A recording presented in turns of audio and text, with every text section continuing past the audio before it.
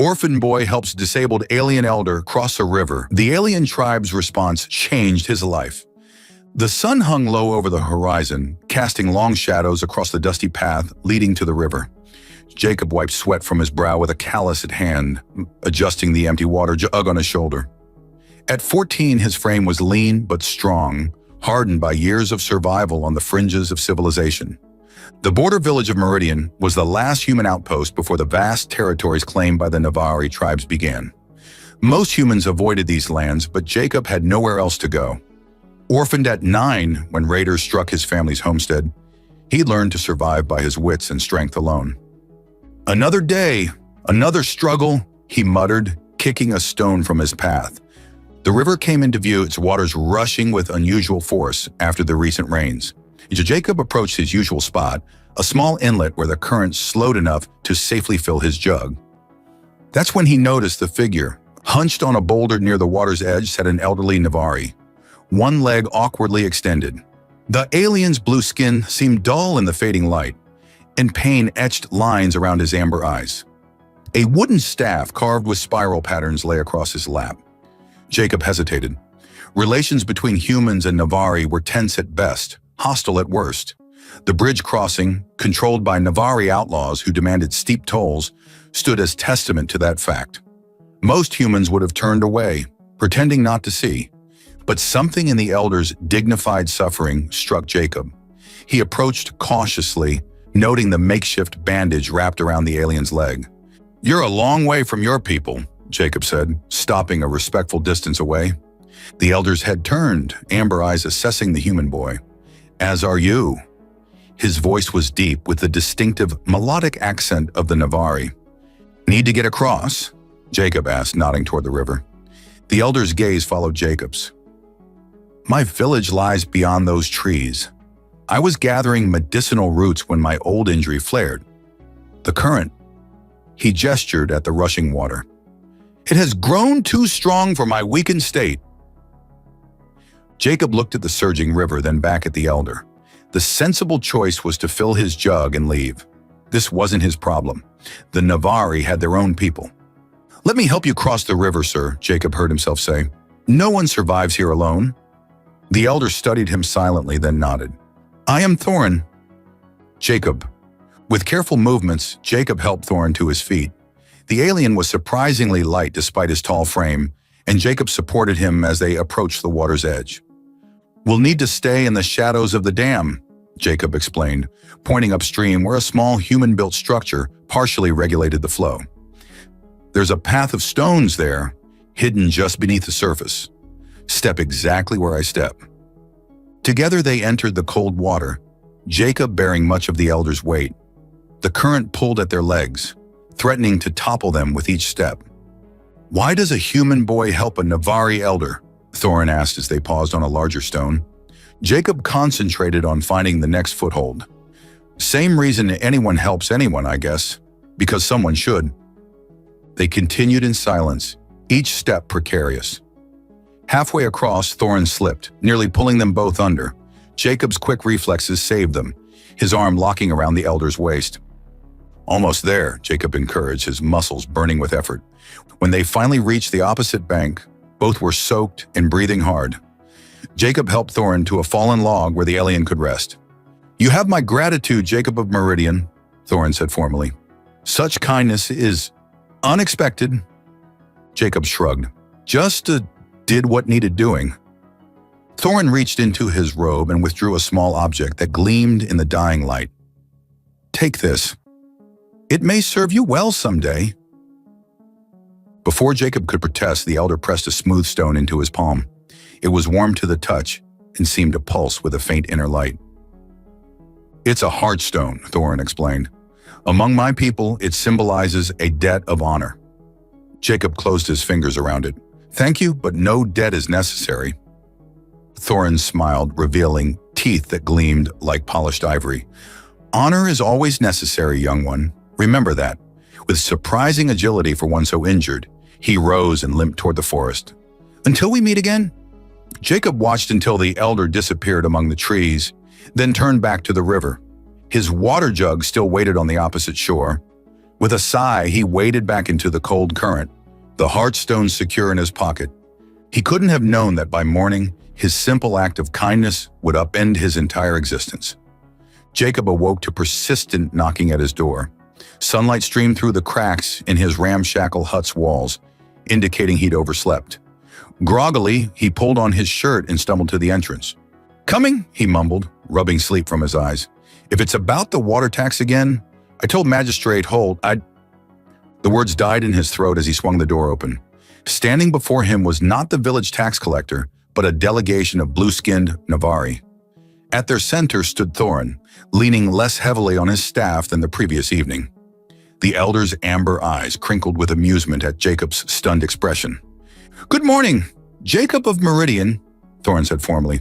"I hope we do not disturb your rest." Jacob blinked, suddenly acutely aware of his disheveled appearance and the humble state of his dwelling. Behind Thorin stood 6 other Navari, all watching him with curious expressions. "No, I mean not at all," Jacob stammered. "I just wasn't expecting visitors." Thorin finished for him. "It is customary among our people to honor debts promptly." One of the Navari stepped forward, a female, with striking features that made Jacob's breath catch. Her skin was a lighter shade of blue than Thorin's, almost luminescent in the morning light. Silver hair cascaded down her back, adorned with small iridescent beads that caught the sunlight. Her eyes, the same striking blue as the summer sky, regarded him with undisguised curiosity. "This is my granddaughter, Lizana," Thorin introduced her. "She insisted on thanking you personally." Lizana stepped closer, and Jacob caught a subtle scent like night-blooming flowers. Her elegant dress flowed around her slender form, revealing glimpses of blue skin that made his heart race unexpectedly. "Your kindness to my grandfather has honored our family," she said, her voice melodic. "Few humans would have done what you did." Jacob felt heat rising to his cheeks. "Anyone would have helped." "No," she said, a smile playing at her lips. "They would not. That is why you are different." Their eyes locked, and Jacob felt something electric pass between them. Lysana seemed to feel it too. Her eyes widened slightly, and the blue of her cheeks darkened in what Jacob realized must be the Navari equivalent of a blush. Thorin cleared his throat, breaking the moment. "The Council of Elders has extended an invitation. We would be honored if you would visit our healing springs. The waters there might ease the burden of your hard life." Jacob hesitated. No human had been invited to Navari territory in living memory, at least not as a guest. I'm not sure if I should," he said cautiously. Lizana's expression fell slightly. "Do we frighten you?" "No," Jacob answered honestly, "but your people and mine don't exactly get along." "Perhaps it is time that changed," Thorin suggested, "starting with those willing to see beyond old prejudices." Jacob looked at the elder, then at Lizana, whose hopeful expression made something stir within him. "When would we go?" "Now, if you are willing," Thorin replied, "the journey is not long, and you would return by nightfall." Jacob glanced back at his sparse dwelling. There was nothing keeping him here, no family waiting for his return, no obligations he couldn't postpone, and something in Lizana's gaze pulled at him like a physical force. "All right," he decided, "let me grab my things." Minutes later, they were walking along a hidden trail through the forest. Jacob found himself walking beside Lizana, while Thorin led the group. "Your grandfather seems much improved today," Jacob observed. "The night dew helps with his condition," Lizana explained, "and perhaps the inspiration of your kindness lent him strength." Jacob felt that warmth in his cheeks again. "I'm just glad he made it home safely." "You are modest," she said, studying him with those intense blue eyes. "It is appealing." Their hands brushed accidentally as they walked, sending an unexpected jolt through Jacob's body. Lysana didn't pull away immediately, allowing their fingers to remain in contact for a heartbeat longer than necessary. "Tell me," she said softly, "do all human males have eyes the color of forest earth?" Jacob swallowed. "No, eyes come in different colors. Brown like mine, blue like yours, green, gray." "I find yours fascinating," she admitted. "They remind me of the rich soil where the sweetest roots grow." The path narrowed, forcing them to walk closer together. Jacob was acutely aware of her presence, the subtle warmth radiating from her body, the graceful way she moved.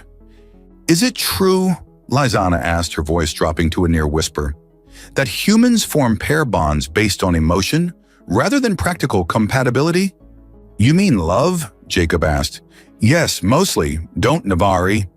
She tilted her head. "We consider compatibility of spirit first, then allow feelings to grow. But I have always wondered about the human way. It seems impulsive, passionate." The way she said passionate made Jacob's heart skip a beat. "Sometimes impulsive isn't bad," he found himself saying. Lysana's lips curved into a smile that transformed her already beautiful face. "Perhaps you will teach me more about human impulsiveness during your stay?" Before Jacob could respond, Thorin called from ahead, "We approach the springs." As they emerged from the forest into a clearing, Jacob gasped. Before them lay a series of terraced pools, steaming gently in the morning air. The water shimmered with an otherworldly blue-green light. "Welcome," Thorin announced, "to the heart of Navari." Lysana's hand found Jacob's, her cool fingers intertwining with his warm ones. "The waters heal the body," she murmured, "but sometimes it is the spirit that needs healing most." Jacob looked down at their joined hands, then back to her eyes, understanding that his life had irrevocably changed. The healing springs of the Navari were unlike anything Jacob had ever experienced. The terraced pools descended in a natural formation, each glowing with an ethereal blue-green luminescence that pulsed like a heartbeat. Steam rose in delicate tendrils, carrying a mineral scent that cleared his mind and invigorated his senses. "These waters flow from the planet's core," Thorin explained as they approached. "They carry elements found nowhere else on our world." Jacob noticed the reverence with which the Navari regarded the springs. Several elders were already bathing in the lower pools, their blue skin glistening with moisture.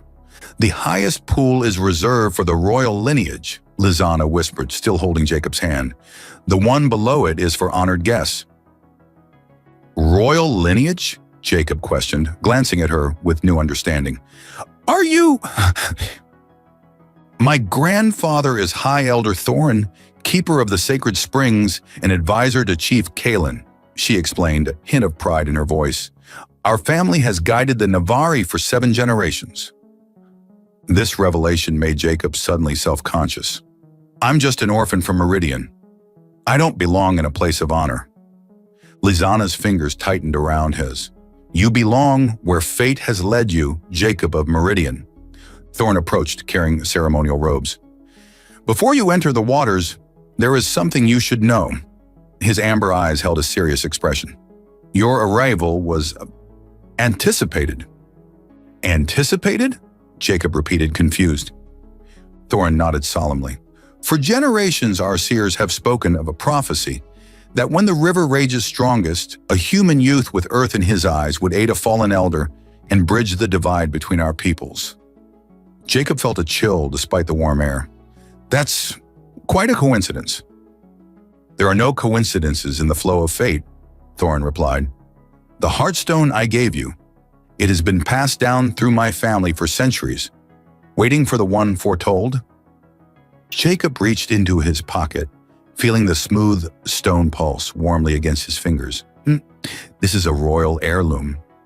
"It is the key of alignment," Thorin confirmed. "It responds only to those destined to unite our worlds." Lysana's expression was a mixture of awe and something more personal, more intense. "The prophecy also speaks of bonds formed that transcend blood and species." The way she said bonds made Jacob's pulse quicken. Their eyes met, and the connection between them seemed to strengthen, almost tangible in the steam-filled air.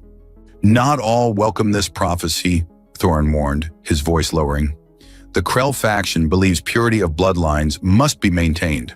They will see your presence, and particularly any closeness with Lysana, as a threat to our way of life." "I don't want to cause trouble," Jacob said, though he couldn't bring himself to release Lysana's hand. "Trouble finds those who matter to history," Thorin replied with a knowing smile. "Now prepare yourself for the waters. They will reveal truths even you do not know about yourself." Thorin moved away to speak with the other elders, leaving Jacob and Lysana alone by the guest pool. Are you afraid, Lysana asked softly, of prophecies and the politics? A little, Jacob admitted. Of this? He squeezed her hand gently. Not at all. Her lips curved into a smile that made his heart race. The springs require bare skin to work their healing, she explained, her voice taking on a teasing quality. Does that make you uncomfortable? Jacob swallowed hard. Humans have different customs about nudity. How fascinating, Lysana murmured, stepping closer until he could feel the coolness radiating from her blue skin. Perhaps we should explore these cultural differences more thoroughly. She reached up, tracing a finger along his jawline. The simple touch sent electricity through his body. Your skin flushes with heat, she observed. Is that pleasure or embarrassment? Both, Jacob managed to say. Lysana laughed, a sound like silver bells. I shall give you privacy to change. But Jacob, her eyes held his with an intensity that made his knees weak. I hope someday you will trust me enough to share all your human customs with me. After she glided away, Jacob changed into the ceremonial robe, a simple garment designed to be removed before entering the waters. When he approached the guest pool, he found Lysana already submerged to her shoulders, her silver hair floating around her like moonlight on water. Join me, she invited, her blue eyes luminous in the glow of the pool. Jacob slipped into the water, keeping a respectful distance. The liquid felt like silk against his skin, instantly soothing aches he hadn't even realized he carried. As he settled, the heartstone in the pocket of his discarded robe began to glow brightly, casting rays of light that danced across the surface of the pool. It recognizes you, Lysana whispered, moving closer, just as I recognized something special in you from the moment I saw you. The water between them seemed charged with energy. Jacob felt drawn to her, not just physically, but as if their spirits were reaching for each other across some cosmic divide. There are those watching who disapprove, she whispered, nodding subtly toward a group of stern-faced Navari observing from a distance. The Krell faction sees human-Navari relations as sacrilege. And what do you see? Jacob asked, his voice husky with emotion. Lysana's hand found his beneath the water. I see possibilities that make my heart race in ways I never imagined. Her cool fingers intertwined with his. Do you feel it too? This connection between us? Yes, Jacob answered honestly. From the moment you stepped forward this morning, the water around them began to glow more intensely, responding to their emotions. Across the springs, Thorin watched with a mixture of hope and concern, while the Krell faction's glares intensified. My grandfather believes our meeting will change everything, Lysana said softly. I'm beginning to believe he's right. The tranquil atmosphere of the springs shattered as a horn blast echoed across the terraced pools. Navari scattered from the water, reaching for ceremonial robes. Thorin's expression darkened as he hurried toward Jacob and Lysana. Chief Kalen returns, he announced, his amber eyes troubled, earlier than expected. Jacob felt Lysana tense beside him. My father, she explained, quickly moving to exit the pool. He's been negotiating boundaries with the northern tribes. As Jacob climbed out and donned his robe, a procession appeared at the edge of the clearing. At its center strode a commanding figure whose presence demanded attention. Chief Kalen was taller than most Navari, his blue skin darker and marked with intricate patterns that Jacob realized must signify rank. His silver hair was pulled back severely, and his eyes, the same striking blue as Lysana's, swept over the springs with sharp authority. Those eyes found Jacob immediately, narrowing with unmistakable displeasure. Father, Lysana stepped forward, chin raised. We welcome your return. Daughter, Kalen acknowledged, his gaze never leaving Jacob. I find a human in our sacred waters. Explain. Before Lysana could answer, Thorin moved between them. The prophecy, Kalen. This is the one. The chief's expression hardened. Prophecies are for elders and dreamers, Thorin.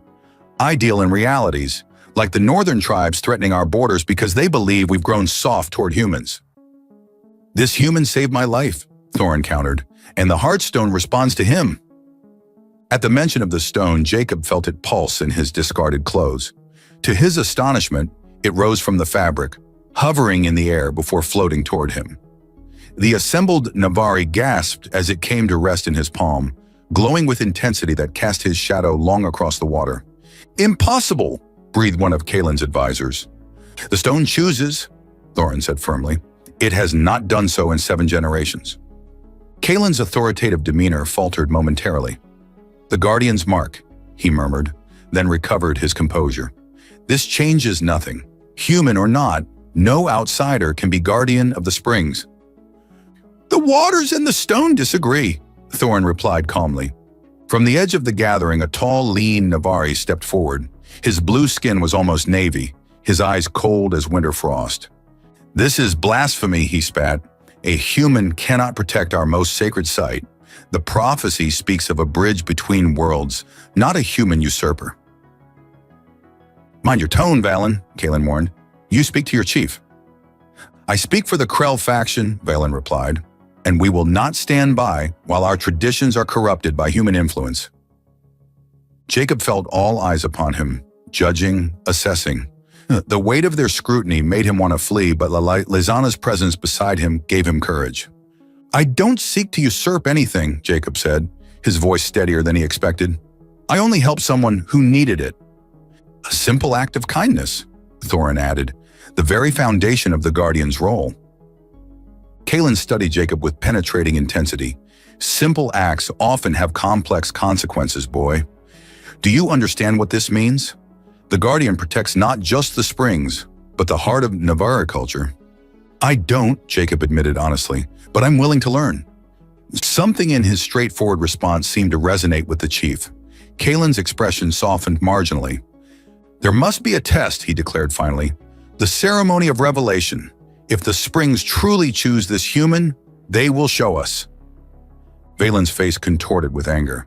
"Chief Kalen, this is my decision." Kalen cut him off. "The ceremony will be held at moonrise." As the gathering dispersed to prepare, Lizana pulled Jacob aside to a secluded alcove near the lowest pool. "The ceremony of revelation is sacred," she explained urgently. "The springs will show your true nature to all gathered." "That sounds invasive," Jacob said uneasily. Lizana's lips quirked into a smile. "It is. But it's also beautiful." Her hand found his, her cool fingers interlacing with his warm ones. "I've seen your true nature already, Jacob. You have nothing to fear." Her closeness made his heart race. The ceremonial robe she wore clung to her damp skin, outlining her slender form in ways that made it difficult for him to focus on her words. "Your father doesn't seem thrilled about any of this," Jacob noted, trying to distract himself. "He's protective of me, of our people." Her free hand came up to touch his face. But he's fair. If the springs choose you, he will accept it." "And if they don't?" Her eyes darkened. "The Krell faction will demand your immediate expulsion, or worse." Jacob swallowed hard. "No pressure, then." Lizana laughed softly, the sound easing his tension. "You humans and your humor in the face of danger. It's, captivating." She leaned closer, her breath cool against his cheek. "Before the ceremony, there's something you should know. The springs respond to emotion, to connection. The stronger the bond between two beings, the more powerfully the waters react." Jacob's pulse quickened as he understood her meaning. "Are you suggesting—" "I'm suggesting," she whispered, her lips now tantalizingly close to his, "that we ensure the springs have something significant to respond to." Their lips met, cool against warm, alien yet perfectly matched. Jacob felt as though electricity coursed through him, every nerve ending alive with sensation. The heartstone in his palm flared brilliantly between them, its light pulsing in rhythm with their accelerating heartbeats. When they finally parted, breathless, Lizana's blue skin had darkened with emotion, her eyes luminous with desire. "I've never felt anything like that," she admitted. "Is it always so intense for humans?" "No," Jacob answered truthfully. "That was different."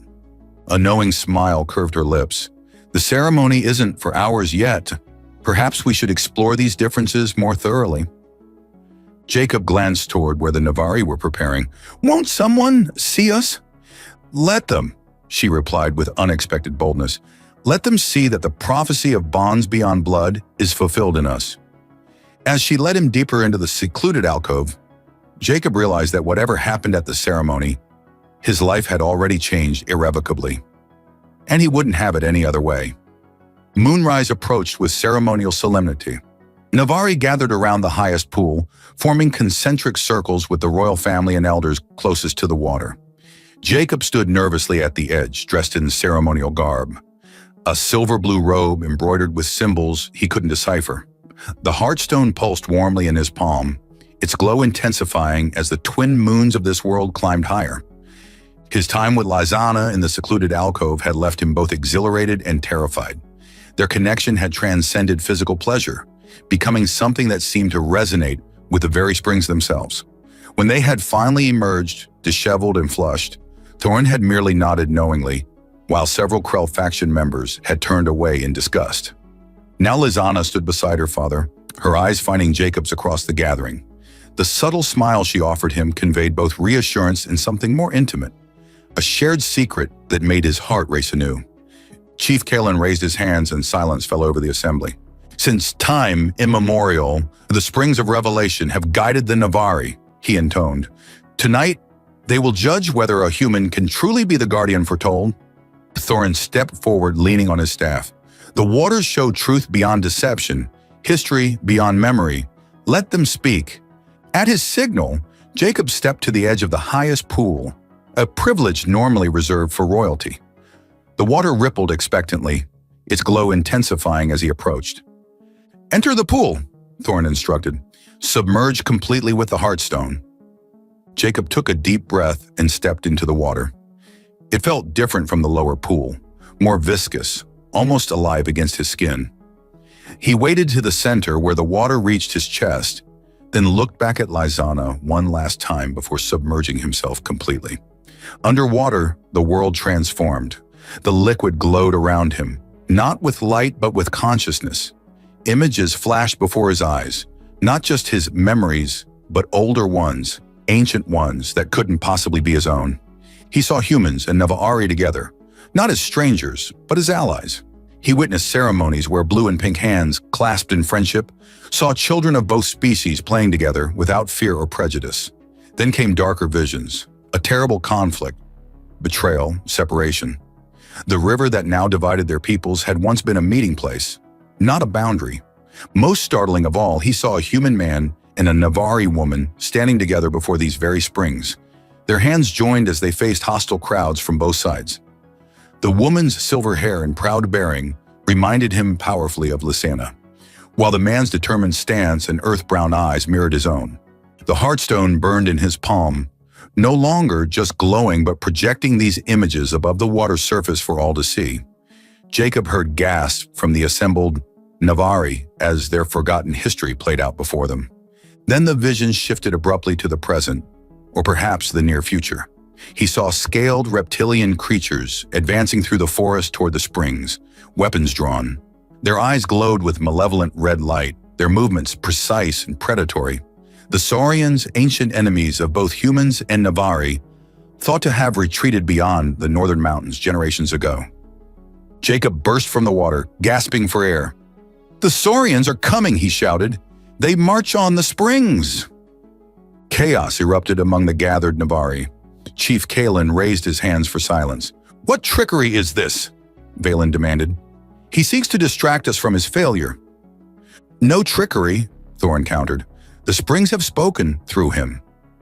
"Did you not see the visions?" Kalen's expression was grave. "I saw, both past and present." He turned to Jacob. "The waters have shown us what was forgotten, that humans and Navari once lived as one people before the Great Sundering. And those two," Jacob said, still catching his breath, "the human man and Navari woman who stood together against everyone. Joran and Lyria," Thorin supplied, "the first guardian and his mate. Their bloodlines were thought lost in the conflicts that followed."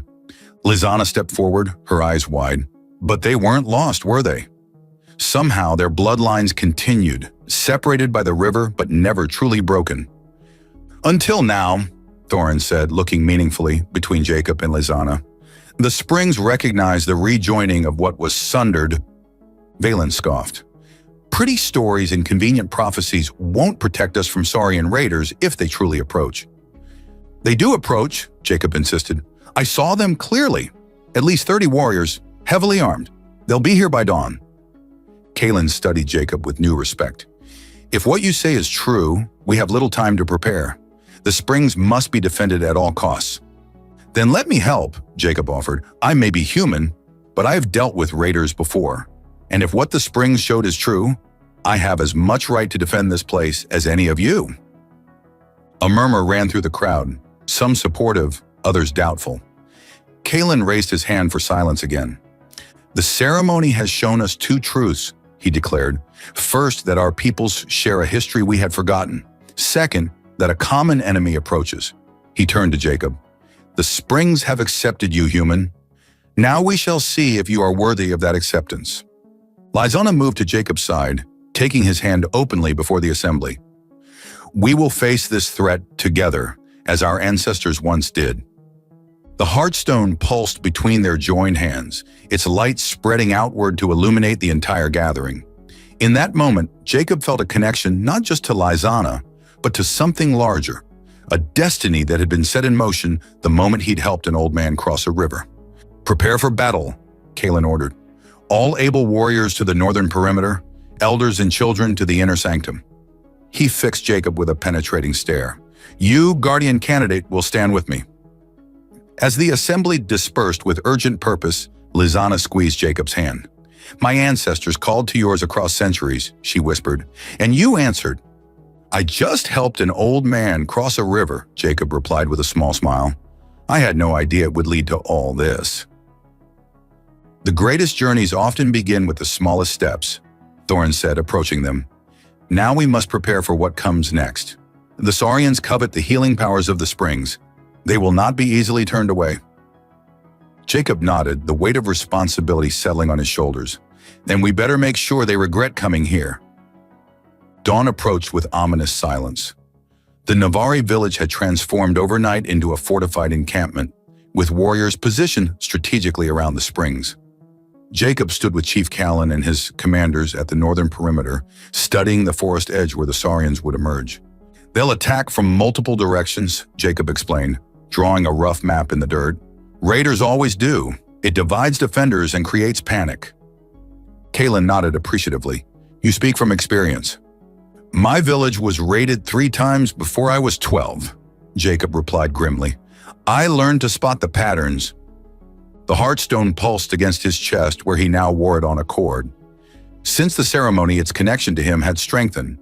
When he closed his eyes and concentrated, he could sense the spring's energy flowing through the stone into him, heightening his awareness of the surrounding area. Something's wrong, he murmured, eyes still closed. The Saurians should be visible by now, but I can't sense them where I saw them in the vision.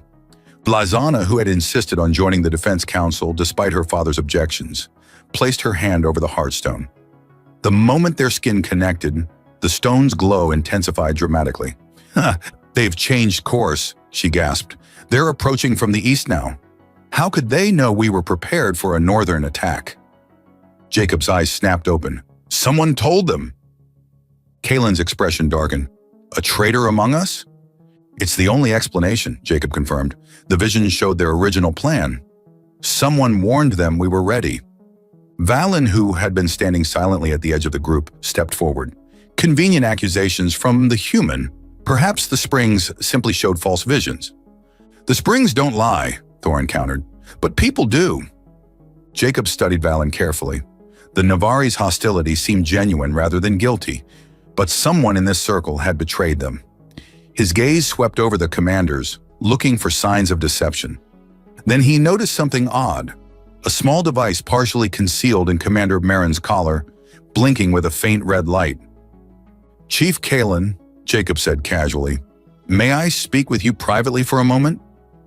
About the Heartstone's capabilities? Kalen nodded and they stepped away from the group. Once out of earshot, Jacob whispered urgently, Commander Marin is wearing a transmitter. It's how the Saurians know our plans. Kalen's eyes widened. Marin has served me for 15 cycles. Why would he? I don't know, but we can use this, Jacob replied. Feed him false information while we prepare for the real attack. The chief studied Jacob with newfound respect. You have a tactical mind, human. Jacob, he corrected with a small smile. My name is Jacob. They returned to the group, where Kalen smoothly issued new orders, sending most forces to reinforce the eastern perimeter, while quietly instructing his most trusted warriors to prepare for the actual threat. As the commanders dispersed, Lysana pulled Jacob aside. What did you tell my father? Jacob explained about Marin's betrayal. Lysana's expression hardened with determination. We need to reach the central spring, she said. If you can truly channel its power through the Heartstone, it could give us an advantage the Saurians won't expect. They slipped away to the highest pool, now eerily deserted as all able warriors had moved to defensive positions. The water glowed with unusual intensity, as if responding to the impending threat. What exactly am I supposed to do? Jacob asked, removing the Heartstone from around his neck. Our legends say the Guardian could use the stone to extend the spring's protection beyond their boundaries, Lysana explained. No one has done it in generations, but if you truly are Joran's descendant... Jacob took a deep breath and knelt at the water's edge. Guide me. Lysana knelt beside him, placing her hands over his around the stone. Focus on what you want to protect. Not just the springs, but the people. Our people. Our people, Jacob repeated, the phrase feeling right on his tongue. He closed his eyes and concentrated. The stone warmed between their joined hands, its pulse synchronizing with their heartbeats. Jacob felt Lysana's consciousness brush against his, an intimacy deeper than their physical connection had been. Together they reached toward the spring's ancient power. Suddenly, Jacob gasped as energy surged through him. In his mind's eye, he could see the entire village, the positions of every Navari warrior, and, most importantly, the Saurians approaching from both east and west in a pincer movement. They're coming from two directions, Urwakirun, he said urgently, and Marin has disabled the western alarm sensors. Lysana's eyes widened. We need to warn them. There's no time, Jacob realized. But maybe. He focused on the Heartstone again, channeling its energy outward. A translucent barrier began to form around the springs, expanding slowly outward. It's working, Lysana exclaimed. The effort was tremendous. Sweat beaded on Jacob's forehead as he struggled to maintain the shield. I can't hold it long enough for the battle, he admitted through gritted teeth. You don't need to, Lysana said suddenly. You just need to hold it until... A horn blast cut through the air. The Saurians had been spotted. Simultaneously, a shout went up from the western perimeter as warriors discovered the sabotage sensors. They're coming, someone yelled. Jacob forced himself to his feet, still concentrating on maintaining the shield. We need to find Marin before he does more damage. As if summoned by his name, the commander appeared at the edge of the pool, a weapon in his hand pointed directly at them. The humans seized too much, Marin snarled. The Saurians promised me wealth beyond imagination for the spring's location. I won't let you ruin everything. You betrayed your own people, Lysana said, her voice tight with anger. For wealth? For recognition, Marin spat. 15 cycles serving your father, and still I'm passed over for advancement. The Saurians value competence. Jacob felt the shield weakening as his concentration split. He couldn't maintain it and deal with Marin simultaneously. The Heartstone chose me for a reason, Jacob said, stalling for time. It showed me the truth about our people's shared past. It could show you too. Marin laughed bitterly. Pretty stories for children. I deal in realities. Like the reality that you're surrounded, came Chief Kalen's voice from behind him. Marin spun to find Kalen and 3 warriors blocking his escape. In that moment of distraction, Jacob channeled a pulse of energy through the Heartstone. It struck Marin like a physical blow, sending him sprawling unconscious to the ground. How did you? Kalen began. No time, Jacob interrupted. The Saurians are attacking from both sides. The shield won't hold much longer. Kalen's expression hardened with resolve. Then we fight. Together. As battle cries erupted around the village, Jacob and Lysana exchanged a look of determination. Whatever came next, they would face it as one, just as their ancestors had intended all along. The clash of weapons and battle cries filled the air as Saurians poured into the village from both sides. The shield Jacob had managed to create was faltering, its translucent energy flickering like a dying flame. Navari warriors fought valiantly, but they were outnumbered and caught between two advancing forces. "We can't hold them off much longer," Chief Kellen shouted over the din, his ceremonial blades stained with the greenish blood of Saurians. "They'll reach the spring soon." Jacob watched in horror as a group of reptilian warriors broke through the western defense line, their scaled bodies moving with predatory grace. The heartstone pulsed against his chest, almost painfully hot now, as if trying to communicate something urgent. "The river," Jacob said suddenly, the realization striking him like lightning. "That's it!" Lysana turned to him, her silver hair matted with sweat from the battle. "What about the river?" "It's where this all began. Where I helped Thorin cross. The springs in the river are connected. I can feel it through the stone." Jacob grabbed her hand. "We need to get there now." Kalen overheard them. "Whatever you're planning, do it quickly. We'll cover your retreat." Jacob and Lysana sprinted through the chaos of battle, dodging skirmishes and leaping over fallen debris. The Heartstone guided them, its pulse quickening as they approached the river that separated Navari land from human territory. When they reached the riverbank, Jacob was struck by how ordinary it looked. Just water flowing over stones, unaware of the momentous events its crossing had set in motion. "What now?" Lysana asked, breathless from their run. Jacob removed the Heartstone from around his neck. "The river divides our peoples, but it doesn't have to. It can connect us instead." He knelt at the water's edge. "This is where I helped your grandfather cross. A simple act of kindness that changed everything." Lysana knelt beside him, understanding dawning in her eyes. "The boundary that divides can also unite." "Exactly." Jacob extended his hand over the water, the Heartstone cradled in his palm. "The spring's power flows through the underground streams to feed this river. If we can channel that energy..." Lysana placed her hand over his, their fingers intertwining around the stone. Together then, as it was always meant to be. They closed their eyes, focusing on the connection between them.